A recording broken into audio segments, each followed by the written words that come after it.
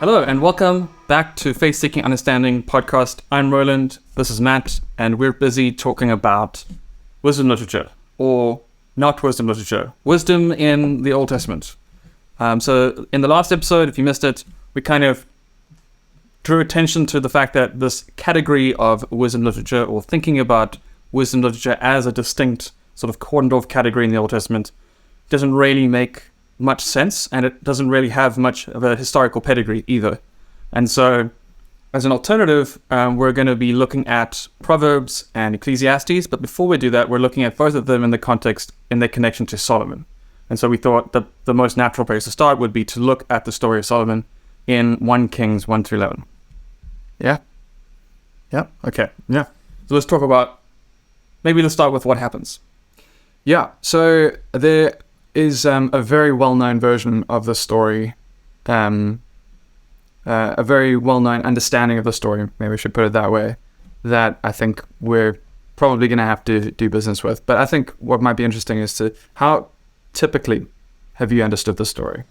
Okay. Putting aside what I've said in previous Faith Seeking Understanding lessons, if you've listened to them, yeah, or any conversations that we've had in the interim, yeah, how typically was have I you understood this? When I was, yeah. Or how do I remember what I was taught? I don't want to put, I don't want to hate on my teachers, because they might have done it correctly for all I know. Okay, well, Solomon is the son of David. God appeared to him one day, and he asked him, like, what do you want? And so he was like, I'd like wisdom. And God was like, that's a great thing to ask for. And so then he becomes this, like, super wise king of Israel, and he brings about this, like, golden age, literally this golden age, because it's just gold from everywhere. I think there's a phrase that says something like, in those days, silver was like stone, just to show like how much gold was on offer and things. Yeah. And then, so it's this great age that he had ushered in, and he built the temple as part of that, which was awesome. And he, like, I think they moved the capital to Jerusalem. So it's like getting a lot of the things into place that, like, we really like. And then, however, in his last, when he got old, he had accumulated a bunch of wives, and so he kind of got weak. He had, like, I can't remember the exact numbers. It was like 700 wives and 300 concubines or something like that. Or something crazy. Might have been the other way around, but yeah, lots. And they eventually drew him to foreign gods. And so then towards the end of his life, he was, well, throughout his life he was this great god, but then towards the end of his life, it was very much like he turned away from the Lord and kind of cursed the kingdom to be split and all the stuff that follows on in 1 Kings. Yeah, that's the story I know. Yeah, so that is the way that I heard it as well. You were right, it is 700 wives and 300 concubines. Yeah. I don't know why I flipped that in my mind. Good one. That is the way that I've heard it as well, that we've got Solomon, who is, along his life's journey, he's given wisdom by God at Gibeon. And then that is all great, but then there's this moment in the narrative where there's this turn, and it highlights the fact that, he has married too many foreign wives, has too many concubines, and the problem with foreign wives is not their foreignness per se, but the fact that they're introducing other gods, and we're told that what Solomon is guilty of is worshipping these other gods, and that he no longer loved Yahweh as he should have. Yeah. And so there's this rapid decline, which then leads to, like you mentioned, the split of the kingdom into Judah in the south and Israel in the north. What that retelling of Solomon's story does is puts quite a strong emphasis on that turning point, and puts that in a chronological, temporal sequence to say that Solomon was doing really well, and crucially, Solomon was very wise up until this point, and then Solomon, the way that the narrative flips, it almost, like, at least in the way that it's retold, it gives you a bit of whiplash. It's like all of a sudden Solomon did really badly. Very quick. It's not like a gradual thing. It's like he's doing great, and then you turn over the page and it's like, and then he was doing bad, and you're like, wait, what? Like, what happened? Yeah. and by extension, not wise. Sure. Yeah. And motivating that, both the wisdom over here and the not wisdom over here, is this understanding of wisdom shaped by Proverbs 1 verse 7 or maybe 9 verse 10. The fear of the Lord is the beginning of wisdom.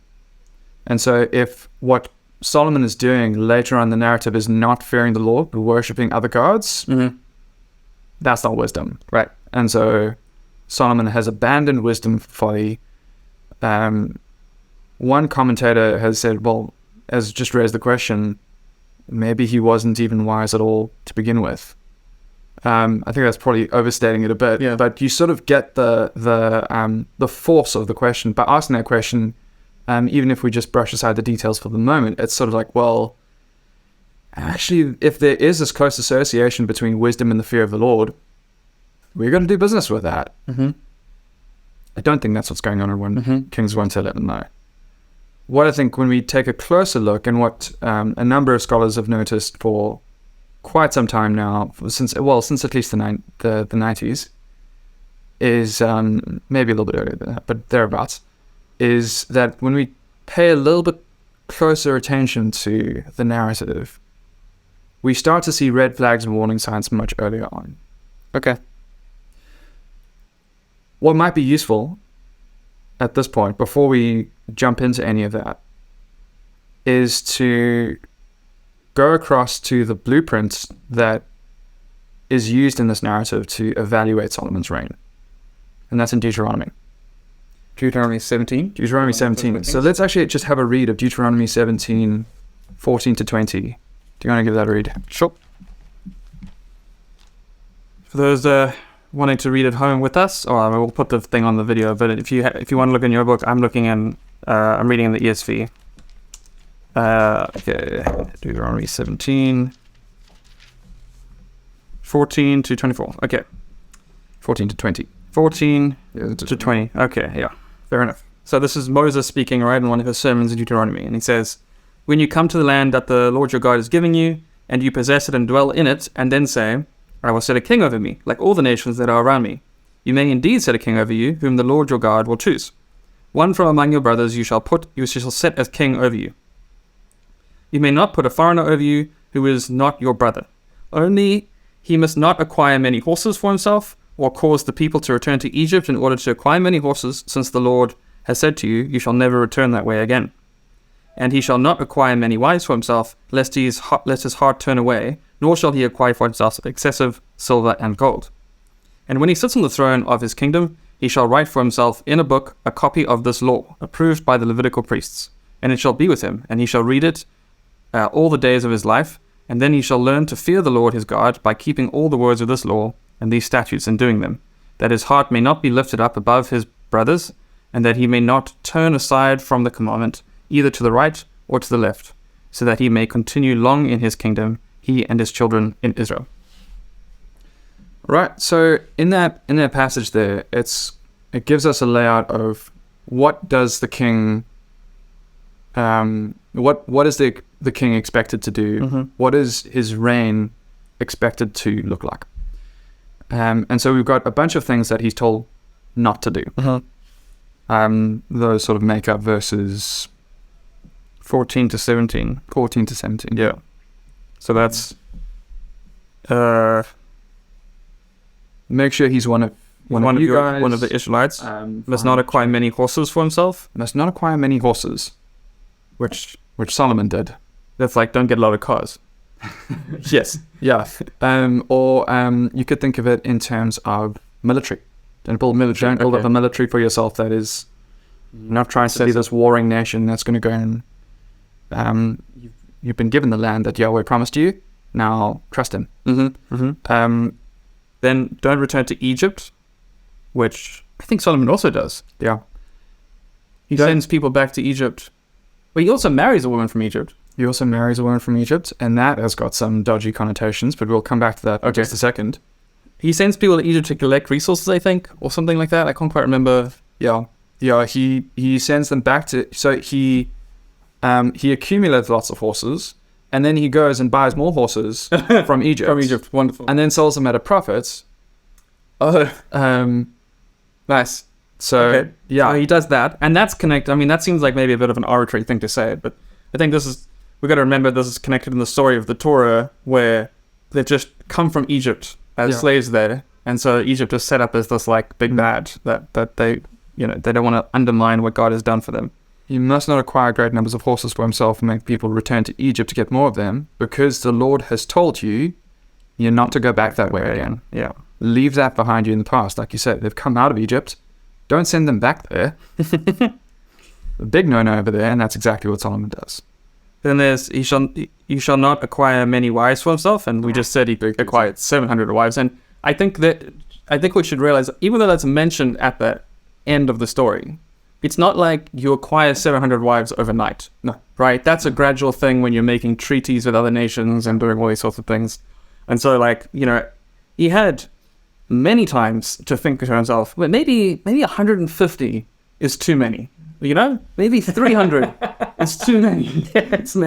You know what I mean? So he's definitely... Yeah. And then he goes overboard with the concubines, which isn't even mentioned here, but I feel like that's maybe implied by what's going on here. Extension of how exorbitant his indulgence was. And then he shall not acquire for himself excessive silver and gold, which he definitely did. I think the text makes that very clear, that he acquired so much gold that silver was meaningless. Yeah.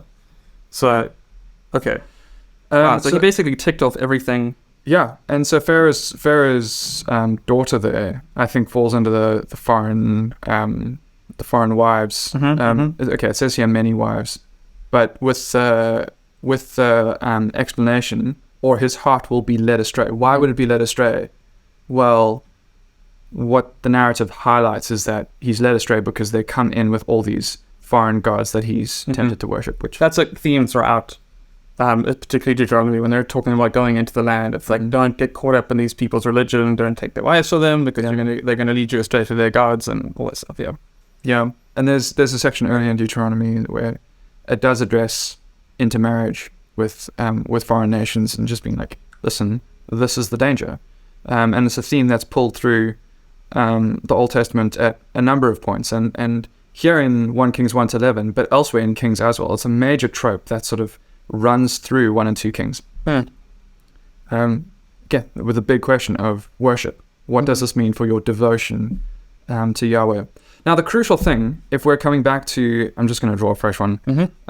If we're coming back to our mate Solomon, and we've got his life over here, he's got some troubles that he needs to deal with in chapters 1-2. Right. Yeah. So there's that. But then he's given wisdom in chapter 3. Where are we introduced to the fact that he starts accumulating horses or wives or gold? So I remember I was quite struck when I read this, that it mentions him marrying Pharaoh's daughter really early. Yes. Like, that was like super early. But I'm struggling to find it right now, but... Sure. In chapter 4 already, it's talking about Solomon's daily provisions, and this guy is rolling in it. He goes on to talk about Solomon's wisdom.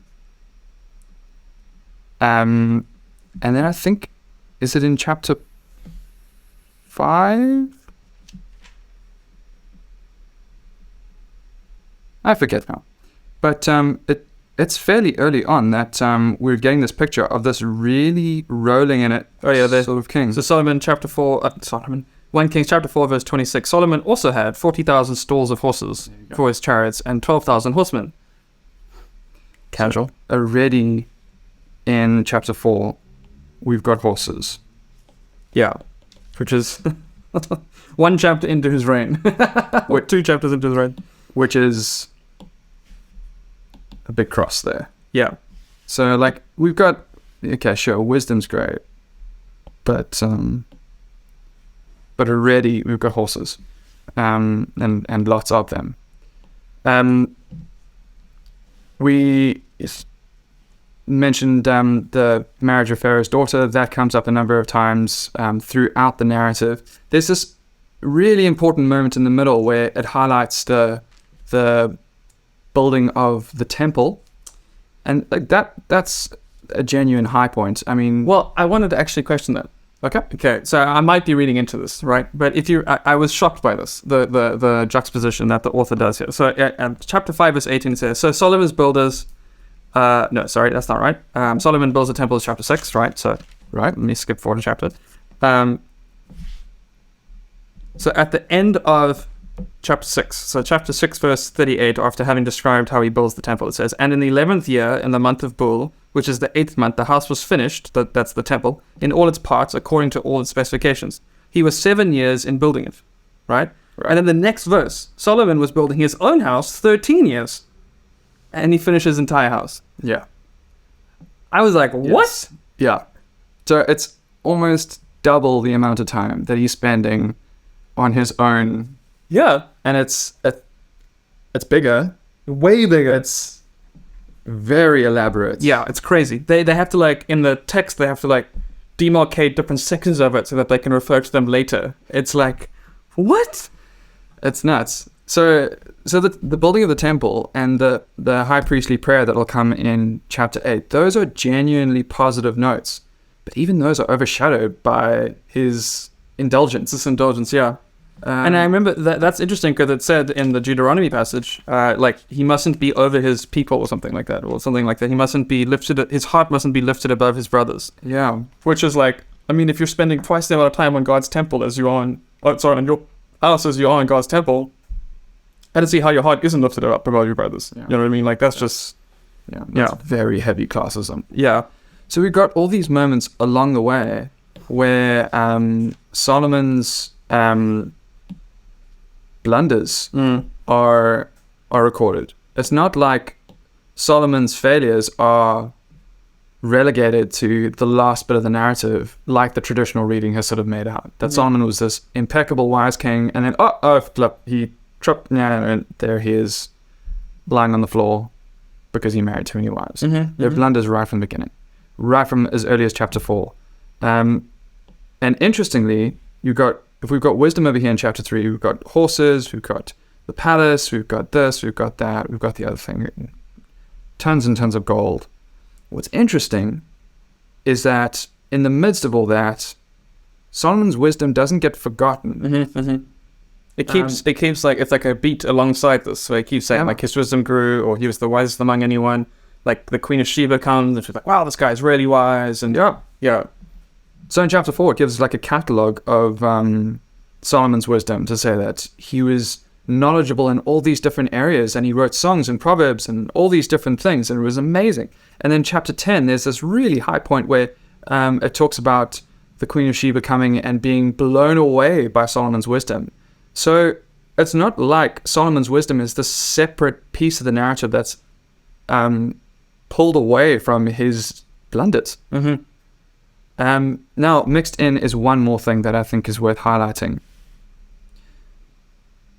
When God gave Solomon wisdom in chapter 3, the expectation that he goes on to give him is that I'll give you wisdom, and I'll give you all these other things that you didn't ask for because I'm just so impressed with the fact that you asked for wisdom and not those things. I'll keep my commands. And in fact, the one thing that is really strongly emphasized that the king is supposed to do in Deuteronomy 17 is that he needs to sit under Torah. Yeah. He needs to have a copy for himself. He needs to fear the Lord by studying Torah. That actually comes up a few times. It's not just in the beginning. He will say it again and again. He's like, when he built the temple, he's like, okay, now, if you follow my commandments and you study your children, then this kingdom's going to last forever. And then, like, the next thing I'm like, okay, if you keep doing this, then, like, Yeah, so we've got this condition right there in the beginning. We've got this moment around the time of the temple. I'm not being very precise with where I'm putting on the time. It's just for illustrative purpose. Yeah. But there's this moment there where he's like, great, I love what you're doing here. Just remember, keep my commands. Yeah.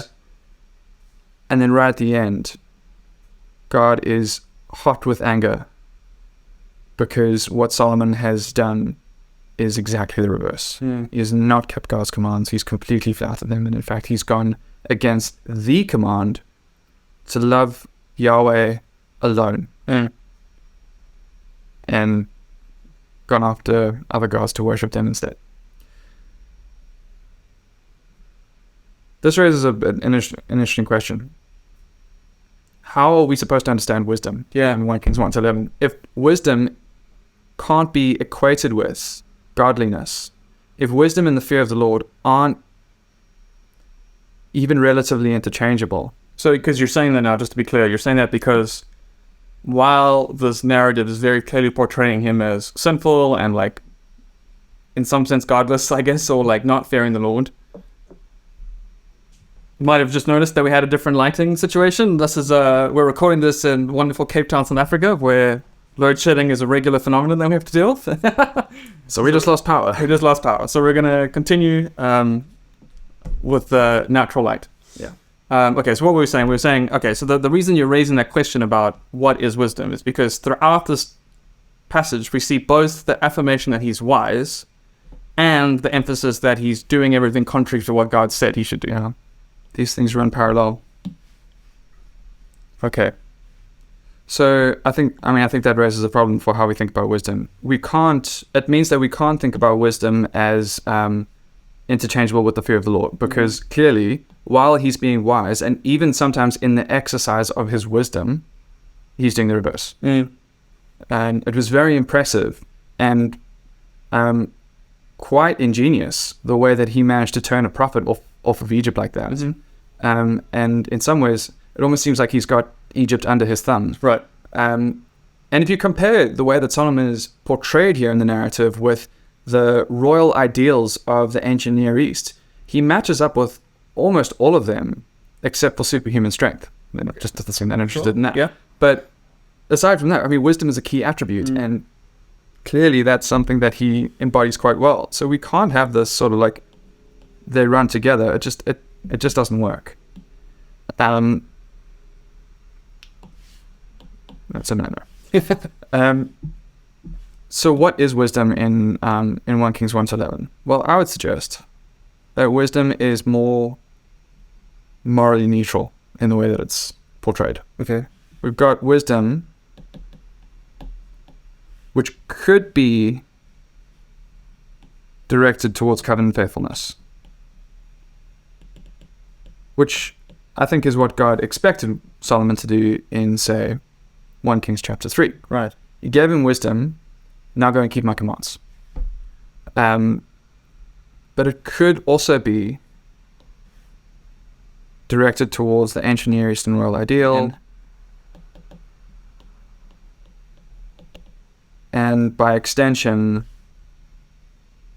or at least in Solomon's case, it led to apostasy.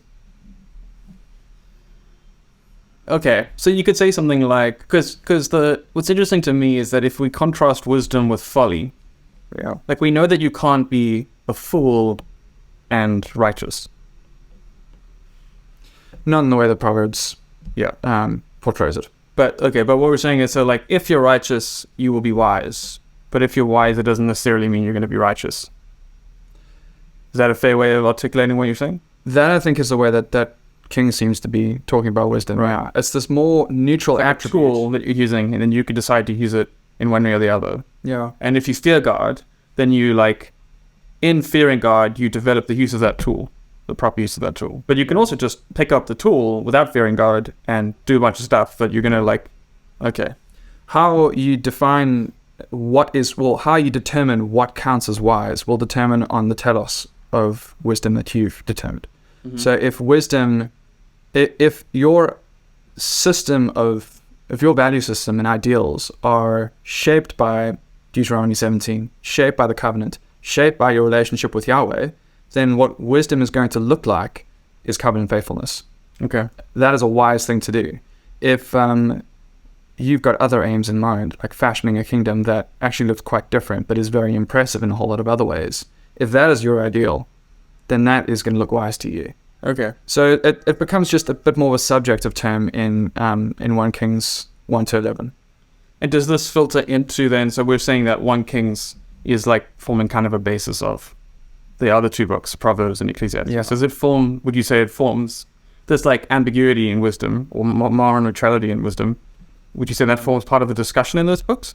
Well, I think what it does for us is that we need to, when we come to Proverbs, we need to have a little bit more of a nuanced view of wisdom. It's not like we can just say, the fear of the Lord is the beginning of wisdom, ergo, fear of the Lord and wisdom are interchangeable, one and the same. You can't have one without the other, and that applies in every case. Right.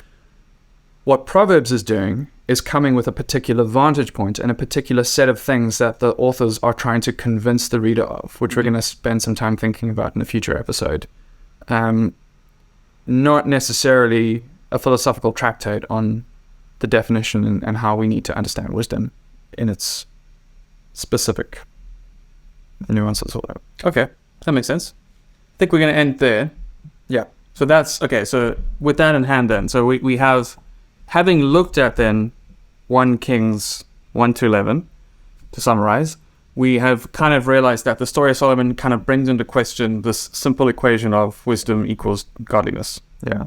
And with that nuance in mind and that framing, now when we go to the Solomonic corpus, that these books that sort of are connected to Solomon, we want to bring that nuance along with us as we see what they have to say about wisdom and the related stuff. Yeah. All right. So for that, so what's our next thing we're going to do? Proverbs. We're going to turn to Proverbs next. Wisdom's basic expression. With wisdom's basic expression. Okay. Yeah. So if you're interested in that, join us for our next episode. Thanks for joining.